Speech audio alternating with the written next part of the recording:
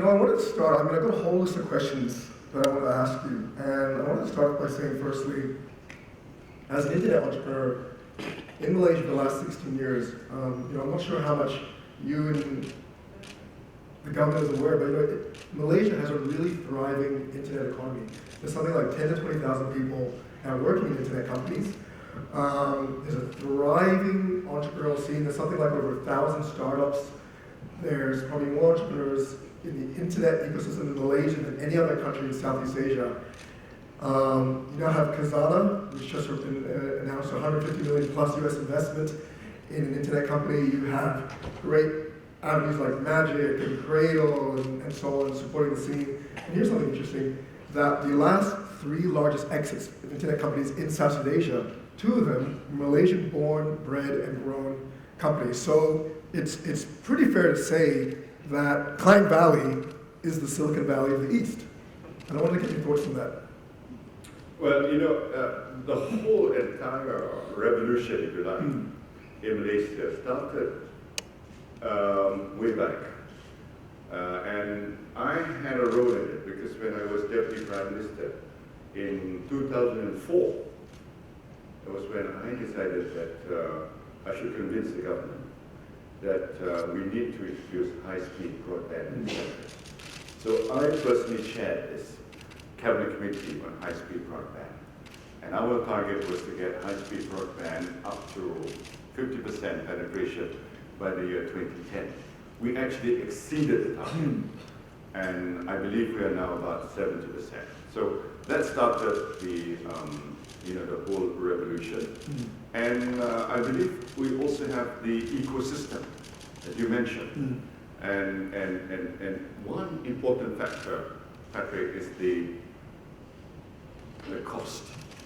The cost of doing business in Malaysia is very, very competitive, added with the richness in a lifestyle. I think the Klang Valley is more cosmopolitan than people realize. And people actually like to live here. And of course, we'll make it better in the years to come. No doubt. We probably employ just under 2,000 people in the internet economy in Malaysia, and about 100 of them are expatriates that we brought in from overseas. And to your point, it's at the beginning when we say, hey, we'd like to move to Malaysia, usually the guys are like, yeah, I want to do it. And the wife is like, where's Malaysia? I don't want to go there. And then we usually fly them in. We say, just spend a weekend in Malaysia. And usually at the end of the weekend, 99% of the time they say, you know what, we would love to come to Malaysia. We'd love to join you guys. We'd love to be part of doing a great business here. So to your point, there is a great benefit to being based in Malaysia.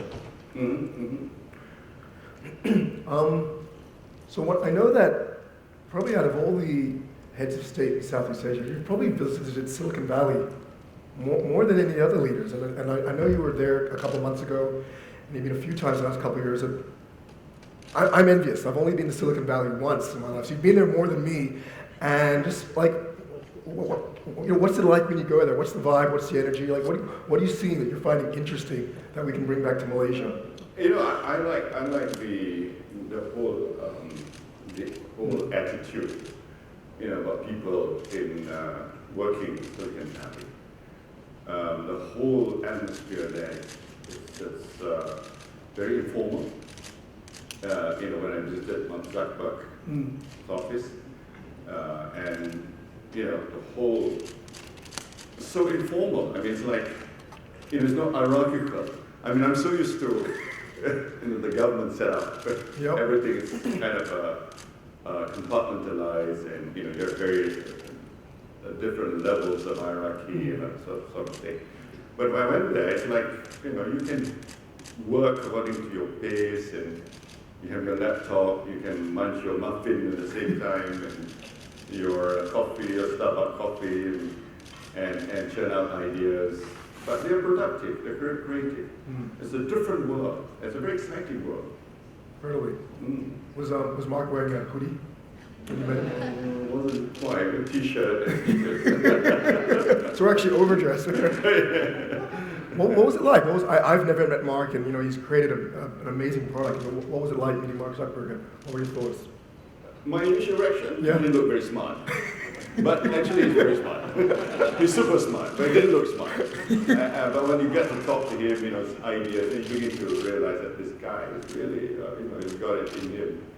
And it wasn't surprising that he started this huge thing. Incredible, huh? I want to talk about e-commerce a little bit. Malaysia is probably at the forefront of e-commerce in the region.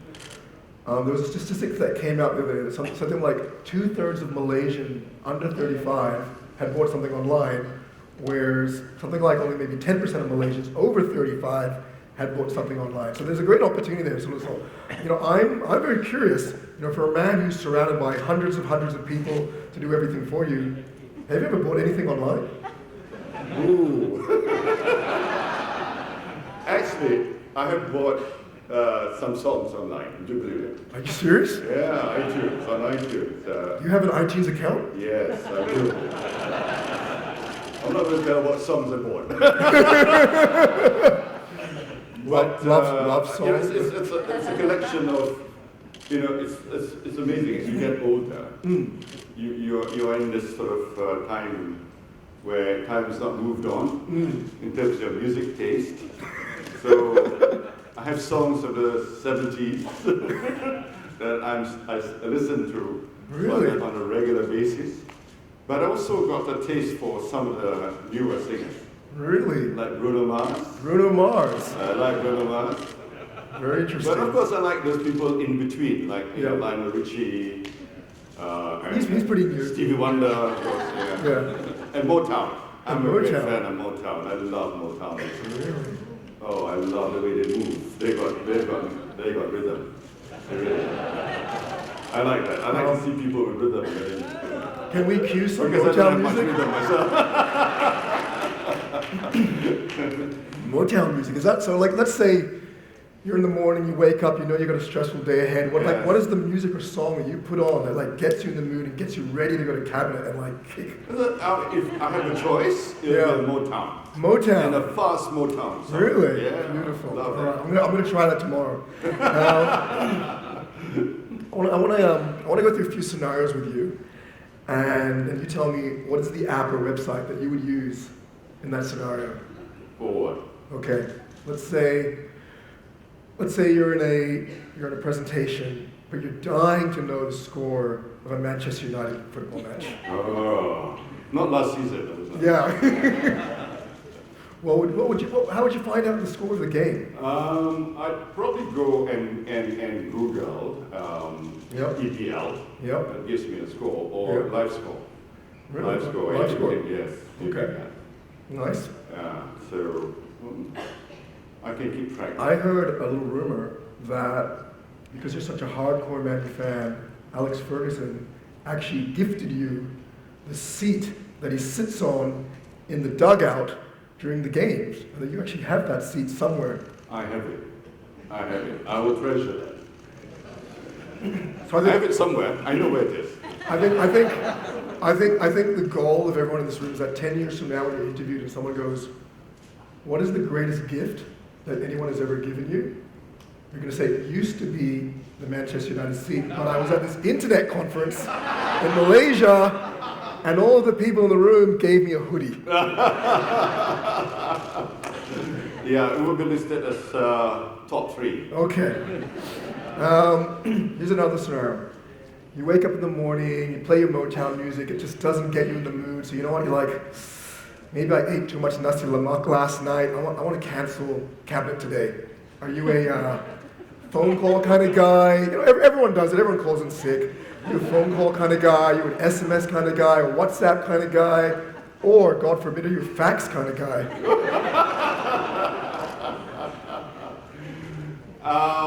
I think I'd probably use the most practical way, which is to call my chief of staff. How he does it is his business. That's the quickest way for him to summon ministers or cancel cabinet meetings or whatever it is. I need that app. One point man. Chief of Staff. Chief of Staff. I need one of those. I need that and Motown music. Let's assume that you're in a meeting. I mean, I know you're never in boring meetings, so let's hypothetically assume that you're in a boring meeting. And when sometimes people are or messaging or emails, are actually playing a game. Yeah. What game would you be playing in a hypothetical board meeting? I'm into Hangman. I like to test myself.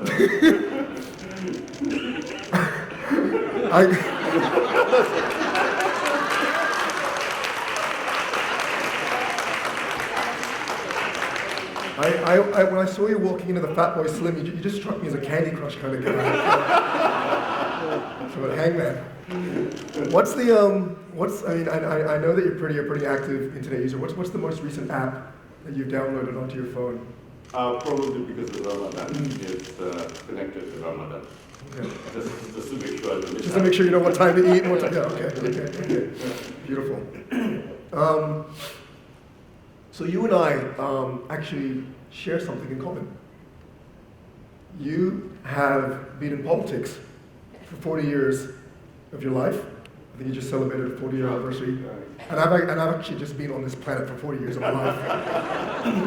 Something common, yeah. That's what we have in common. And so, in my life, I was raised in Southeast Asia, and I said it yesterday in my speech, this part of the world has completely transformed. What was a third world backwater is now become a very serious player globally in many aspects. I'm just very curious, sort of, how have things changed in the political spectrum over the last 40 years? I mean, what's different? How would you go about things, or how do you see, what lens do you use when you see the world different from, say, when you first started your political career?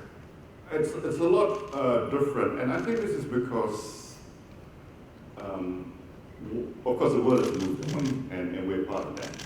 And also it's because of, Malaysia's success story. We have educated more people, we've gone to universities, we've introduced social media, we've opened up in the society. So with it comes a different set of challenges. Yeah. And it is definitely more challenging today to be a politician than, say, when I started 40 years ago. Yeah. 40 years ago, it was simple. It was more politics of development. People want things, people want electricity, people want roads, people want, a public hall, that kind of thing. But today, they've moved on, particularly in the urban areas. Urban areas, people are much more demanding, and their level of expectation is much higher. Nice. So I had a really good look at you. You're a very avid social media user and poster. You have a full-time job running the country. I have a full-time job running internet businesses, and you post on social media more than I do. And I'm amazed. And so what I did is my team and I pulled out some of the interesting photos over your social media posts over the last couple of years. If you don't mind, I'd love to put them up on the screen and actually talk about a few of those. Let's cue the first photo. Okay. This looks like two guys about to hit the town and cause trouble. So I know you and Barack Obama are close friends, and for everyone else in the crowd, there's Air Force One, which is the official presidential airline. There's actually a customized limousine that the President of America has driven in, and the nickname of the car, because it's just such a mean machine, the nickname is the Beast. And I read the other day that outside of his wife, there's only two people that Obama has ever taken for a drive in the Beast. It's you and Jerry Seinfeld.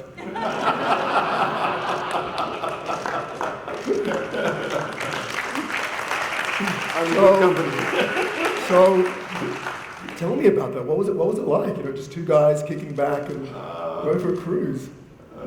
To begin with, it's more comfortable than my Proton. Actually, you can do a four-man conference. Really? In the Beast. So you get two other people sitting across you, and you can actually have an active discussion in the Beast. And you feel so secure because you know it's bulletproof and probably against high explosives as well, at a certain level. And probably you can move the Seventh Fleet from the beast, if you like. But of course, I didn't see the whole, the comms communication system. I'm sure it's full of those stuff, high-tech stuff. Beautiful. But a very, very lovely car. I wish I had one. I was going to say, you could have any car in the country. I mean, I'm sure you could have a beast in Malaysia. Did Obama let you drive? I wouldn't risk it. Did he let you put on your Motown music? No. We didn't talk about social stuff. That's why we decided we should meet up in Hawaii for a round of golf. Oh, beautiful. Was it a beast? No beast allowed. Let's cue the next photo.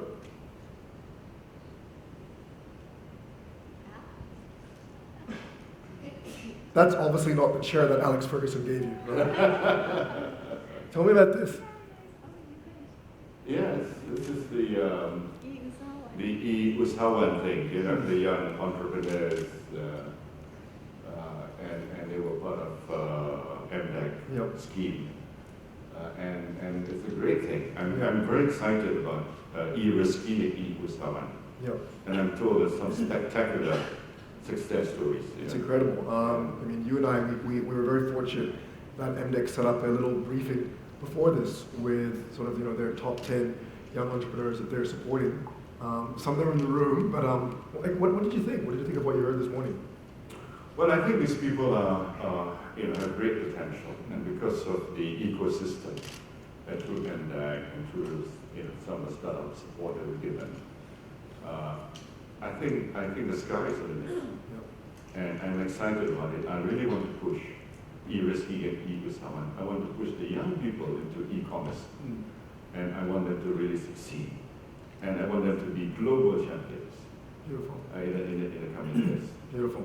I've no doubt that in the years to come, there will be more and more Malaysian entrepreneurs building great Malaysian businesses, great regional businesses, and great global businesses. Let me tell you a very interesting anecdote. During the Sarawak election campaign, I went to this Kuala Lumpur shop in Kuching, and on the wall, she posted pictures of her holidaying in California, south of France. And she's able to do it, selling kuih lapis and doing e-commerce, online business. It's huge. And you imagine kuih lapis, you can be that rich. Must be pretty damn good kuih lapis. Yeah. I need to get this contact from you. Yes, absolutely. I mean, that's just wonderful. Let's cue the next photo. This is a sad but also a great story, and it's a beautiful young boy who his wish was to have an audience with you. I know. I was very touched, and and when I heard about how much he wanted, it's like every hour he would ask his parents whether he could have a chance to meet with me. So I said, okay, I will do that. And the first suggestion was bring the boy to my hotel room. And I said, no, I'm going to his house. I want to see his actual condition, how he lives there. And I went to his house. And his father works as a lorry driver. So in other words, this is part of the lower income group. But I was happy that I went there and I could grant his wish. And I think it's one of those things in politics, Patrick, that quite often it's not a big policy decision. It is moments like this that really remains in your heart for a long, long time. So this is one of the, I really remember this occasion for a long, long time. Beautiful. Cue the next pic. This one is just to give the audience some background. This is MH17. It was a tragic disaster. A Malaysian Airlines flight on the way to Amsterdam was allegedly shot down by Ukrainian separatist rebels. And I remember it was quite traumatic for the families because it was almost impossible to get access to the bodies, the wreckage, and more importantly, the black box, because you had Russia, which had their own position on the matter, you had Ukraine, who had their own position, because everything was in this contested zone, and it's fascinating what happened. I'd love you to tell us more. I know you haven't revealed much on what happened and how you led the charge to actually get access to all of that, even though it was a hotly contested. So I'd love for you to tell us that story. As we all know, we were caught up in this, geopolitical tension in this part of the world. I mean, we were just at the wrong place at the wrong time. And when the plane was shot down, bodies were strewn, lying, rotting away.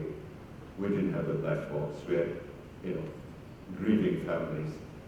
The most poignant moment was when I met the families. I really felt for them. I really felt that they wanted me to do something. Because then I, not to mention, of course, my own step-grandmother was on board. So it was a family tragedy as well. So I asked myself, what can I do, to really find a closure to the whole tragic event. So that's when I decided that I should try to activate, my international networking, the people I know. I asked myself, okay, he's leader of the rebel, but there must be someone who knows him. So it was like by trial and error, and called up a number of leaders, and eventually I found someone. Unfortunately, he doesn't want to be disclosed. Who knows this Barodai guy? And he gave me Barodai's phone number, and I actually spoke to Barodai. You spoke to the leader. I spoke to the leader of the rebel. Wow. And of course, he spoke Russian, and he was a translator. And he told me that yes, because you asked, because I believe in you, I will allow your people to come in, have access, and I will hand over the black box to you, only to your people, not to the others. Not to the Russians, not to the Ukrainians. Not to the Ukrainians or to the others. But I had a very, very tough call to make, Patrick, because I would be sending Malaysian soldiers into a conflict area. There is always that risk that they could be held as hostage, or they could be shot. Anything could have happened. But it's one of those life and death sort of situation where, as a head of government, you have to make that call. Then I decided that I needed to send my people in, and I assured the leader, and I spoke to him personally. There's another interesting thing about this. I was directing the operation myself. I didn't go through the chain of command. I didn't go to the chief of armed forces or security council. I was speaking to the head of the team, a lieutenant colonel, directly. And I sent him in with a small team of half a dozen people. He was hesitant to begin with for obvious reasons, because they were big, burly guys with Kalashnikov rifles and machine guns, and they were at every checkpoint. How confident was he, to go through safely? So I had to make that call, Patrick, and it was one of those that was very difficult, and I didn't sleep the whole night because the operation was conducted at 3, 4 in the morning during fasting month as well. So that's something that was very, very difficult and very challenging for me. That's incredible, and I'm sure everyone's glad you did that. One day, when iFlix starts making original productions, we'd love to talk to you about making a story about that. So, I've been following the social media accounts lately of Barack Obama, David Cameron, Lee Hsien Loong, and yourself. And you know what? If there was an award for the head of state who posts more photos of food than anyone else, you would be the global winner. Can we cue the next photo? This is what you posted this morning. Can we cue the next photo? This is what you posted this morning as well. Can we cue the next photo? And the next one? And the next one? This is all from this morning, by the way. And the next one? next one.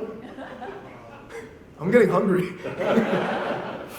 This is probably the worst time of the month to be torturing you with food photos. But no, it's fascinating because if you follow any other head of state, it's always very official, serious stuff, which is great. But you're obsessed with food. That's a Malaysian hobby, Mandarin. We love our food, for obvious reason. And I think this must be the culinary center in the world. No doubt. Yeah. There's, I don't know if you knew this, but in the internet economy, we're talking about how things have changed. There's now people in the world whose full-time career is posting photos of food. Really? So I was going to say, if one day in retirement and golf is not your thing, you could definitely be a great food blogger. So I've got a few last questions for you. You ready for it? Depends. No worry, it's not about food. I was on stage yesterday, and okay, let me go back a step. I remember reading an interview of Barack Obama who said that he has probably a 3 to 5 man team that manages his social media accounts. Someone actually asked him, said, do you actually know how to post on Twitter yourself? And he actually admitted that he doesn't. Ooh. So I wanted, I'm sure you have a team that helps you, but you've obviously bought Motown music on iTunes, and you've bought Kuala Lumpur online. Do you actually know how to post on social media yourself? Actually, I do. And I've tweeted myself. Yep. Quite a number of times. But I do have a team to back me. So actually, there are 3 types of tweets, to be honest with you. 1, I tweet myself. Number 2, they tweet for me. They could be the normal run-of-the-mill kind of stuff, The third would be, I would tell them, this is what I'd like. But because I'm on the move, because I'm, just coming out of a long house or somewhere, they'll do it for me, But it is my content, so we're different. So it's as good as me, I'm doing it myself. But because for practical reason, I have to shake hands with so many people, I couldn't just hide in the corner and then probably I did the foodie thing, So furtively tweet. So if I asked you to tweet now, I suppose I what do you could. reckon? Might not work this morning. Murphy's Law, but... Because I was on stage yesterday and I told myself I wanted to take a selfie with the top 400 to 500 internet leaders in Southeast Asia, and I forgot.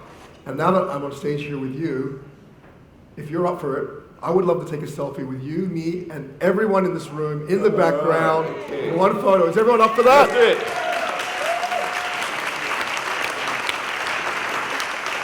All right, let's do it.